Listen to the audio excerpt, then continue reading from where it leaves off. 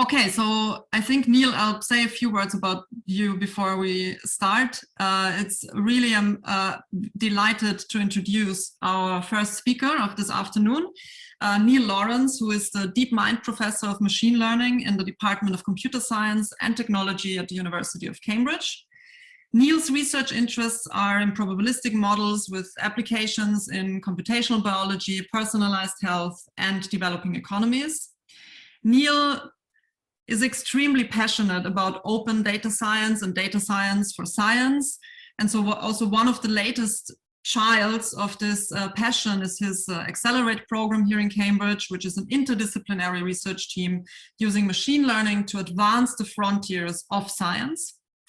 And most recently, and this in particular, I mentioned this because of the theme of his talk and the theme of today's event, Neil has been part of the DELF group of the Royal Society, the Data Evaluation and Learning for Viral Epidemics group. And some of the research and some of the thinking that he has done along the lines of the pandemic and the demands that such a pandemic asks towards AI, towards machine learning, is what I believe he will share with us today. So the title of Neil's talk is AI Can't Fix This, Happenstance Data, Modeling, and the Covid-19 Pandemic. Very much look forward to your talk, Neil. Thank you, Carola, and thank you for such wonderful introductions. And I guess, so to be clear, I'll be focusing more on the problems, less providing solutions. I have ideas about solutions, but I'm looking forward to others also providing some of the solutions. Is that screen sharing working okay? Yep, works fine. As Carola mentioned in the introduction, I'm sort of a machine learning researcher, and so that's clearly a part of the CCMI remit because of combining modeling with data. But what I want to do is start by going backwards to an old quote, and I don't want to take up too much time, so I'm not going to spend a lot of time asking the audience if they know who said this, but you tend to get things like Winston Churchill, because of course he said everything. Now this quote, there are three types of lies, damn lies, and statistics, is typically attributed to Benjamin Disraeli, but there's no evidence we can find that he actually said it. It was attributed to him by Mark Twain in around about 1900. Now, what's very important about this quote is that timing, because Disraeli died in 1881, and even if he didn't say it, Mark Twain was writing in, I think, 1904 or something like that. And I think the key part of this quote is that given that statistics was invented for the science of state, it must have been quite frustrating for prime ministers to be constantly presented with statistics that maybe misrepresented the situation. So three types of lies, damn lies, and statistics. And I'd like to substitute that for sort of perhaps the modern equivalent. There are three types of lies, damn lies, and big data, because this is the modern challenge I think we're facing in terms of where we are today with some of this. So it's kind of important to remember that mathematical statistics, and I include a picture of Pearson here, but we could include Fisher or any other number of people, was founded as a formalization to try and understand what underpinned the data and a search for some form of truth. And in particular, one of those things that came out of this era sort of 120 years ago of the foundation of mathematical statistics was things like randomized controlled trials and how you remove confounders from data and prevent yourself getting misled. Now, what I'm going to sort of, or have been arguing for some years, and I think we saw this in buckets in the pandemic, is that we're missing a new component of what I would call mathematical data science. And this is what this institute is about, and I'm sure many people will talk about today, how we bring those new techniques to the era of big data. In particular, I tend to use this term happenstance data, because in the past, if we go back 120 years, people would collect data with a scientific question in mind, whereas today, what we have is a situation where there's large amounts of data that is available, but it's not necessarily useful, and we're trying to work out how we can make use of this cheaply available happenstance data, such as location data from mobile phones, particularly in circumstances such as the pandemic. So Carola mentioned the Delve initiative, and this was very much an initiative targeted at doing this in response to the pandemic. So there's include the webpage here, but Royal Society convenes data analytics group to tackle COVID-19. And I was contacted early on as a sort of machine learning researcher to help convene that group.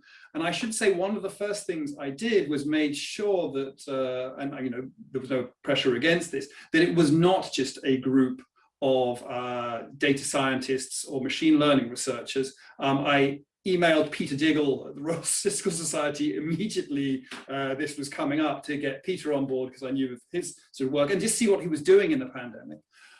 You'll also see that if you can read the text, it says it's a multidisciplinary group, and we got a large number of domain experts, public health experts, economists, epidemiologists, immunologists, people who were working on the front line, clinicians, all together convene around this group. And I think for me, that's one of the important things that data enables us to do. So the aim was to contribute data-driven analysis to complement the strategic response through analyzing national and international data, using emerging sources of data for new evidence, and ensuring the work of the group is coordinated with others and communicated as necessary, both nationally and internationally. And the group was reporting into SAGE on pretty much a weekly basis on questions that we were working on ourselves, but often sometimes we were asked to look at specific questions. I'll review some of the reports a bit later.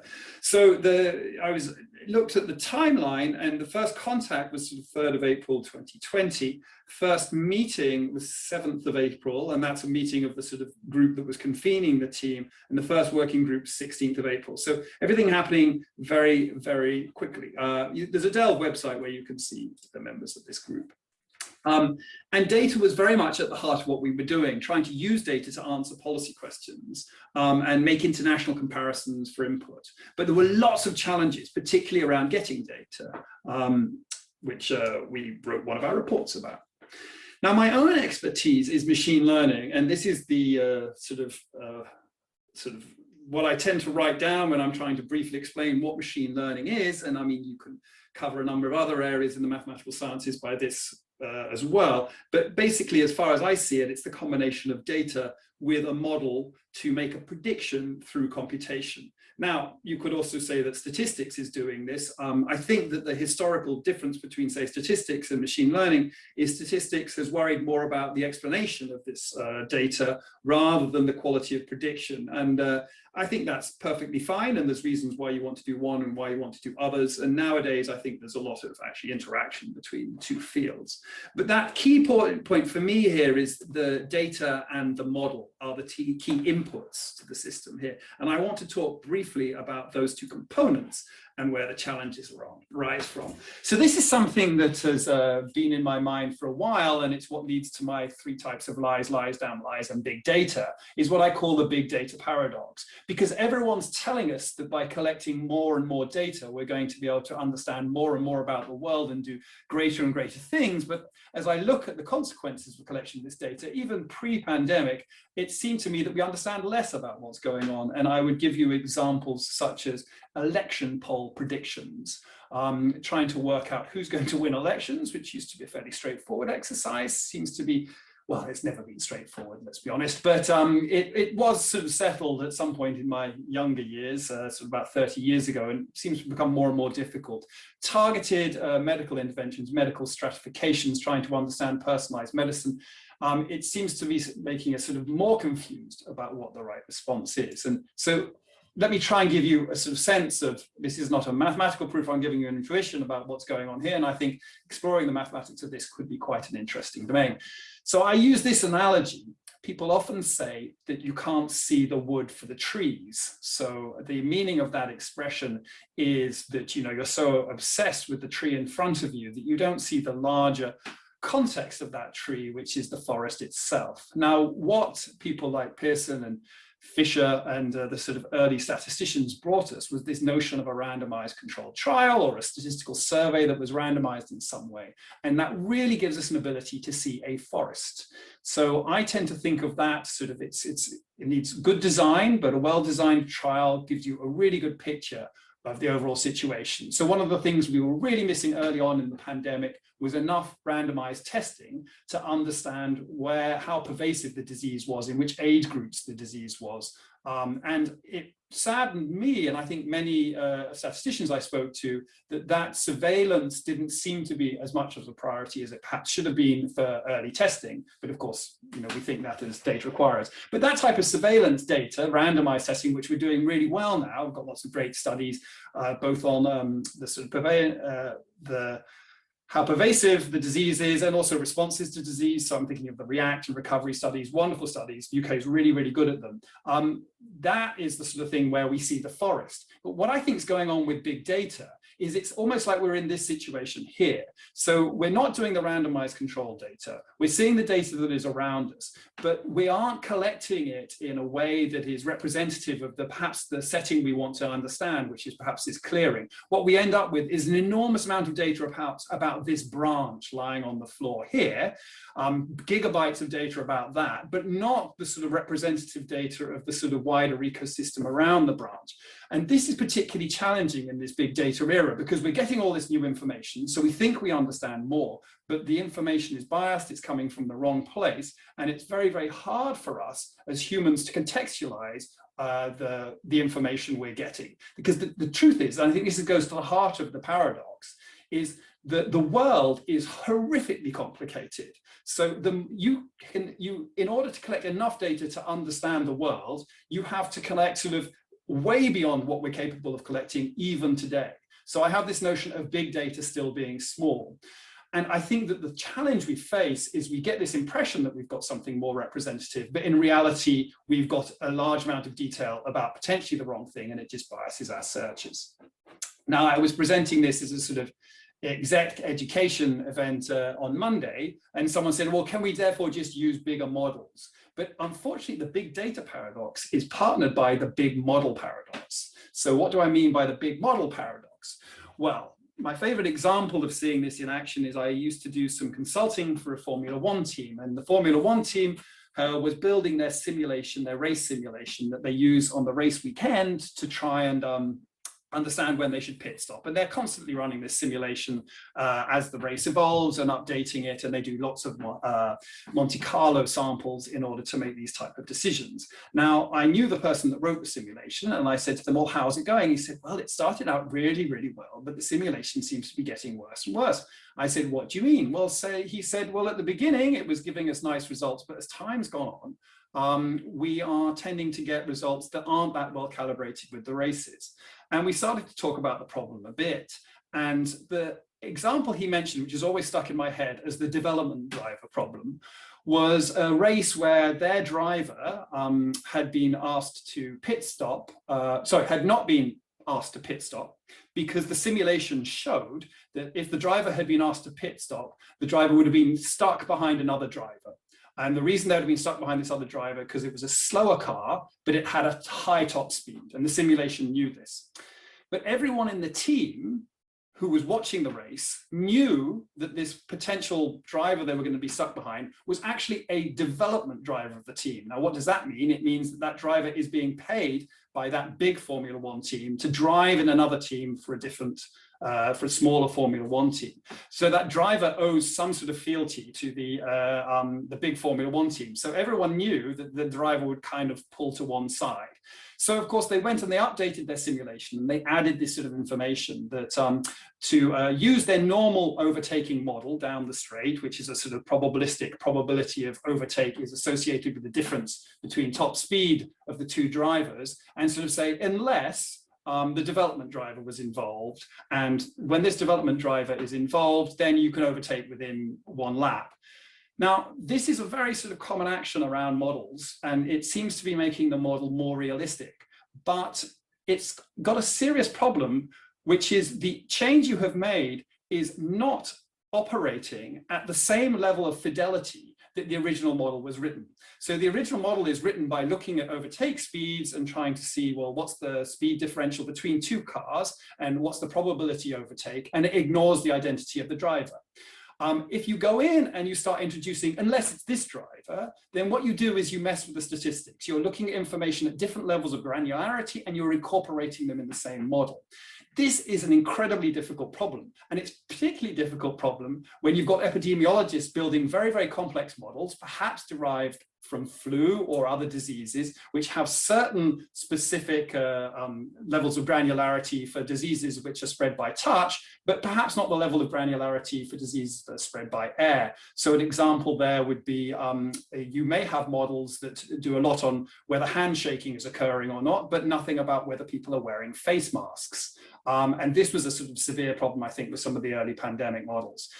So you can see it's very similar related to the big data paradox, but it's coming from our perception of what's going on in the world. We're adding more and more detail about certain aspects of the disease or the climate or whatever, but we're not always adding that sort of modeling information at the appropriate level of granularity for what the wider model is. So this is the big model paradox. And the worst thing about both of these paradoxes is that they lead to this problem. Diane Coyle did a wonderful talk that I urge you all to watch, the Fitzwilliam Foundation lecture, 9th of March, a couple of months ago. This is the YouTube link. You've got the link there. You can get access to my slides online if you search for my talks, or you can just search for Diane on the Foundation lecture. And she was talking about the seeing room. The seeing room was a notion that was particularly deployed in Chile, where I think in the 1970s, when they were looking to reform their economy, and then the watchword of the day was cybernetics. Cybernetics is a sort of precursor to AI, and indeed, I would say it's the origin of my part of AI, machine learning, not classical AI. And they were trying to sort of run and manage an economy by a sort of data-driven setup. What Diane, the point she makes, and she's coming at it from a different side to me, but we come to the same conclusions, I think, is that the key issue that is missing for these big data and big model paradox is that we're losing the ability to introduce human judgment and decision-making and combine that with the type of data we have. Because as these models get bigger, as this data gets bigger, we need more and more specialism to try and understand that. And I think that that's highly problematic. The right response is actually to sort of try and go more interdisciplinary. So Diane's point, which is, I think the outcome of these two paradoxes coming together is that you might think that we can devolve more and more to the machine. But actually, I think the right response is the domain of human judgment is increasing.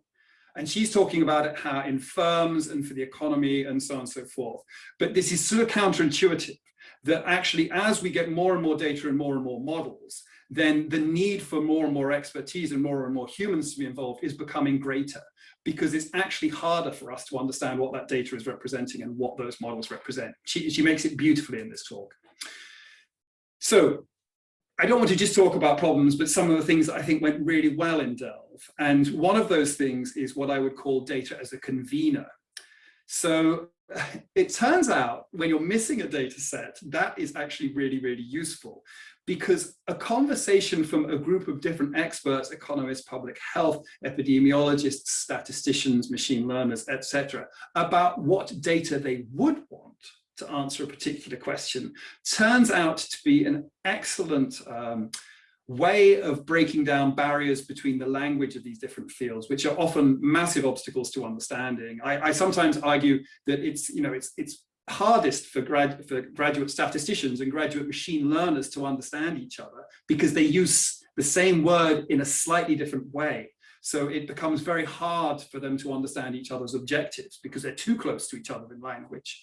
And so having a data set or talking about a data set that we would want turned out to be a really great way of bringing things together. And I do remember one of our very senior public health people had this wonderful quote where she said, well, we might not be able to do any modeling here, but we may be able to do some arithmetic. And that's the type of conversation you very often want to be having when you are trying to respond rapidly to an evolving circumstance. Arithmetic is actually often better than modeling. So this is my sort of normal thing, is what you are trying to sort of discuss across different expertises in your head. You're trying to think of what the computer says and what the data is saying, and you end up sort of arguing with each other. But this is very well known in interpersonal communication. If you can externalize your cognition in some way, you can get different people talking about things in ways that they're not talking about cross purposes. And that was something I saw working very well in Delve. So that's data as a convener, even when it doesn't exist. We're speculating about which data we wanted, really brought people together. So Delve wrote a number of reports. There was modeling in some of the test trace isolate was where we did the arithmetic, even though we couldn't do a lot of modeling, and we ended up doing simulations. There's a lot of the work here in terms of modeling work is relatively simple, sensible modeling work. It's not groundbreaking, and you can read any of these reports, the technical supplements, they're all online. They all went into Sage and had, I mean, I think after the schools report was when the government came out almost immediately saying, you know, schools is the first priority. Before that, it seemed to have been pubs that were the first priority to reopen. And that was a wonderful, Anna Vignoles was one of the leads of that report. The economics report was basically saying, look, there isn't a trade-off between health and economics, that the two are the same sort of thing. The vaccines report was trying to sort of look at different scenarios of how many vaccines we might have and what the logistics was of deploying them. And one that's close to my heart is the data report. The data report made a number of recommendations for what we should be doing as we go forward. I've mentioned some of these surveys. I think the surveillance data situation rapidly got very good. I mean, after being very poor at the beginning of the pandemic, the people did amazing work to get these studies going. But our report focused on happenstance data, this data, sort of say movement data, or the types of data that are not the classical forms we look at, and trying to sort of understand how we start bringing this into daily government decision making so that we're not scrabbling around in an emergency, wondering how we make best use of this data, or trying to work out data sharing agreements with corporate entities in a rush. We need those relationships in place early. So I'll skip those a little bit and just say something about the modeling circumstance, which is not something we deployed in Delve, but just contextualizing it in another very important and urgent problem, but is less vivid than COVID, is of course the climate. So here I'm showing a climate simulation system. I'm going to use this as the basis to talk a little bit about models and what we might do here. And in a climate system, you've got a sort of, often you have an atmospheric model, a sort of land model, an ocean model, and then you may have a model of human activities.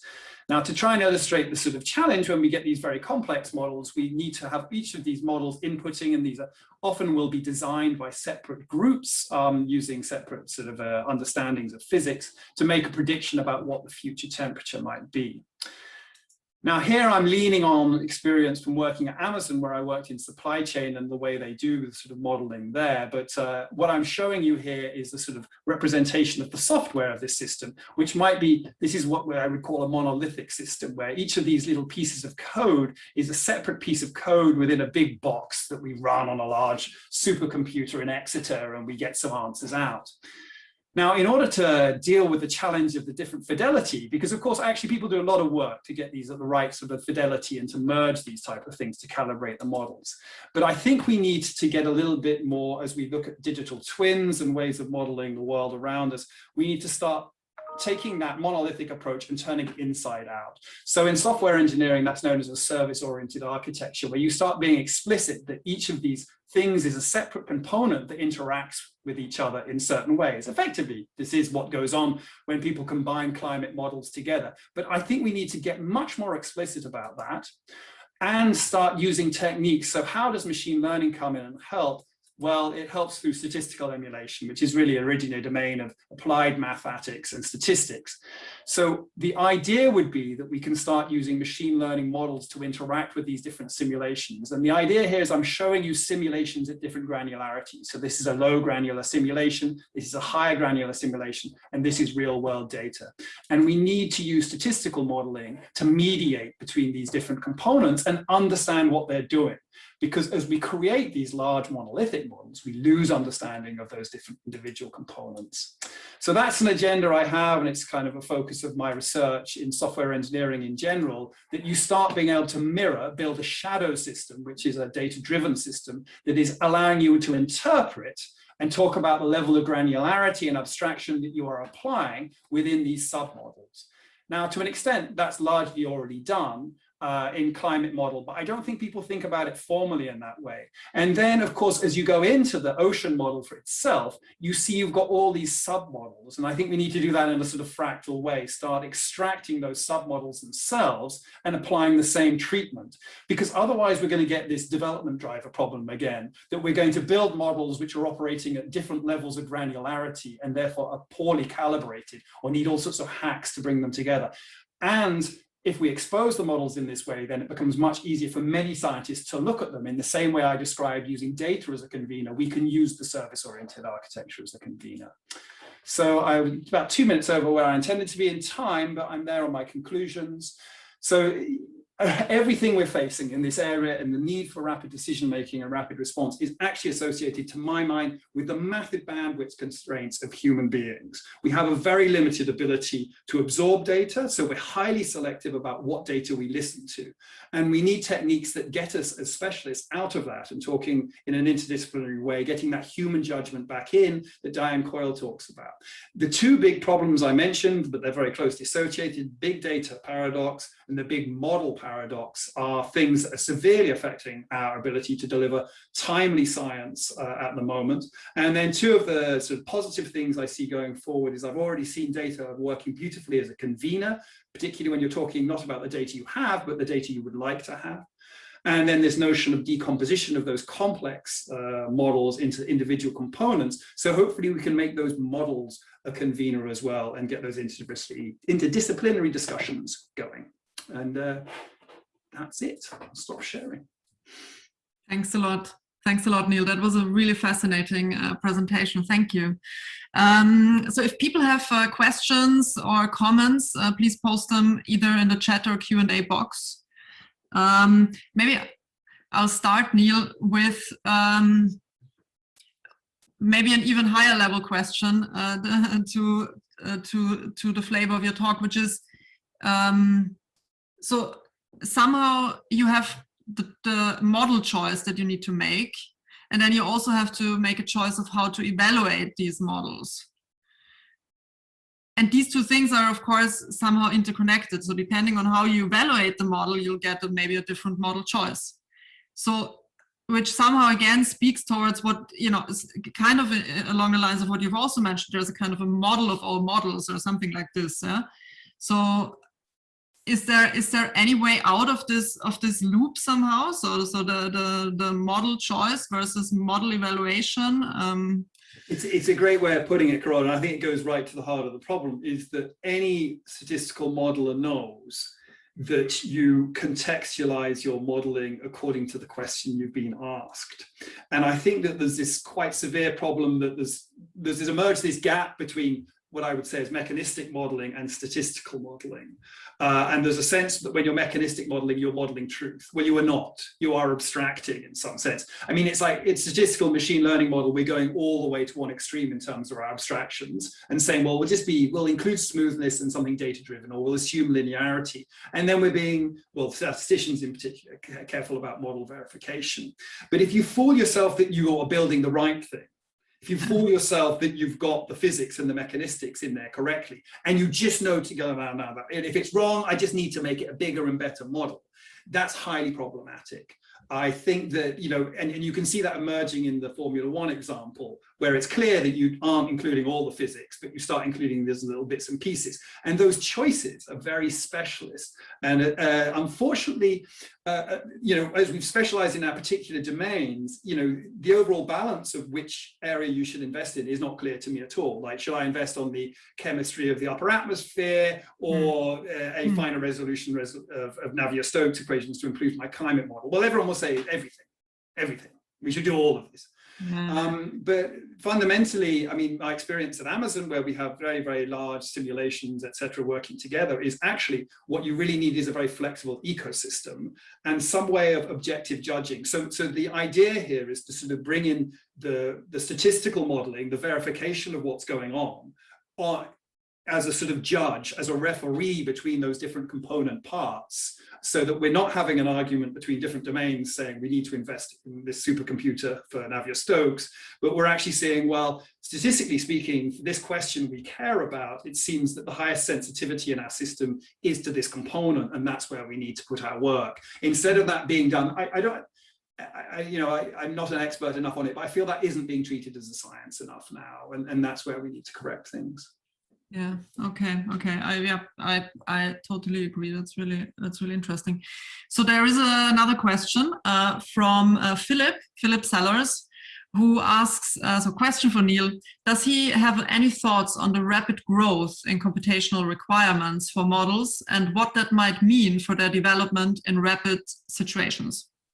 It's a great question, and I think it also relates to this to your question, Carol, because there's this issue of accuracy, there's this issue of computation, and I think that you know, I really think it's interesting to look at humans ourselves and see how we respond differently when we're asked different questions. Like if someone starts punching me in the face, I don't pause and calculate the precise trajectory of the incoming fist. I move my head out of the way, and there's very little compute involved in that, right? And that's telling you the context the situation requires you to do different amount of computation. And I think the worry I have, Philip, is that we don't have that dial. We don't have the dial to shift the computation up or shift it down and get what we would consider, so like the difference between the detailed mechanistic model of exactly what's going on in the car and the physics of the aerodynamics as they're overtaking versus this is what we've seen over a number of races that the overtaking result is, that statistical component. And by decomposition of the models, it's just the first step to start getting clever about how we'd introduce that, because coming back to Carola's question, the right answer is totally contextual. That depends on the question you're asked, which one of those things you want to do. And we're just nowhere near sophisticated enough about that, I think, to do anything like we claim what we're going to do with digital twins, et cetera, et cetera. Also, actually, how well, even if you know what the question is, how well can you evaluate whether you actually answered it well? That's a big question. I mean, I'm coming from imaging. This is a big question in image analysis. Image denoising, quality measures for images, not at all clear what is good, how to capture really visual perception. Scientists, we're also not often put, I mean, that's what's really interesting when you go and do policy advice. You're not put regularly enough in the situation where the answer is needed on the short term. I mean, some of the things I think scientists said in the pandemic have just been embarrassing. If you look at anything in terms of what the government has to do in terms of making a decision. I mean, you can complain about the government as much as you like. There's lots to complain about there, but I think we should focus on where we're going wrong, and coming up with the right answer 8 months after the decision is made is not good enough, right? The decision, we need to get the best answer from the information we have available at the time. And I think we need scientists much more closely involved in that process so that they understand what the limitations are and can make realistic suggestions for what the solutions might be. Right. Okay, so there are more questions, but I think in the interest of time, Neil, if you agree, because there is a coffee break afterwards, please, Sally Levesley and Max Sondag, please remember your questions, and then we can engage more with Neil. Then if you can stay for a bit longer, Neil. Yeah, sure. Okay. Okay, super, thank you. Thanks a lot again, Neil. Thank you for the invite, Carola. Thank you. All right, so our next speaker, Ronojoy, are you here? Yes. Oh yes, I can see you. Very nice. Good. All right.